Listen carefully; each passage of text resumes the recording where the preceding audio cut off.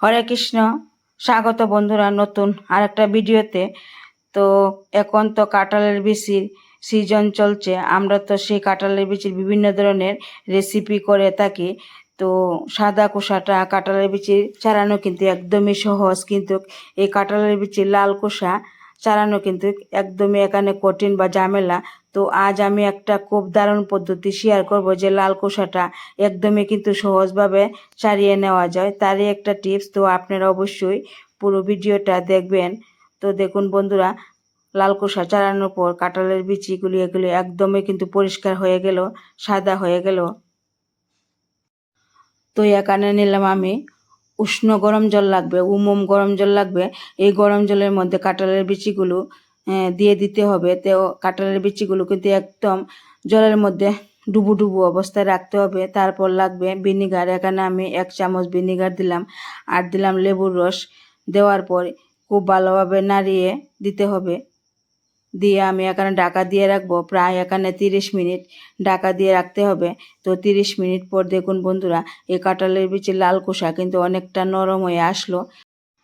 তো এইভাবে জলের মধ্যে ভেজানোর পর এখন আমি একটা শিলপাটা নিলাম। এই শিলপাটার মাধ্যমে আমি কাঁঠালের বিচির লাল খোসাটা কিন্তু ছাড়িয়ে দেখাবো।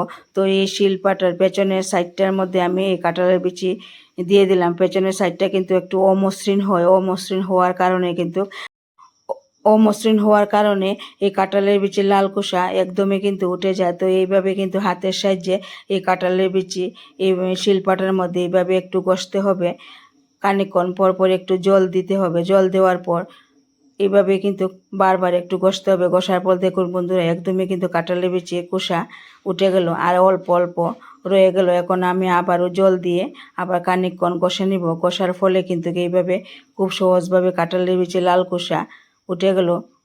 তো আমরা যদি একটা একটা করে কাঁঠালের বিচি লাল খোসা ছাড়াতে যাই, অনেক ঝামেলা, অনেক সময়ের ব্যাপার। তো এই পদ্ধতিতে যদি আমরা ইউজ করি তো খুব সহজভাবে কিন্তু আমরা এই কাঁঠালের বিচি লাল খোসা কিন্তু ছাড়িয়ে নিতে পারি। তো বন্ধুরা, আপনারা অবশ্যই একবার হলো বাড়িতে ট্রাই করে দেখবেন আমার এই পদ্ধতিতে।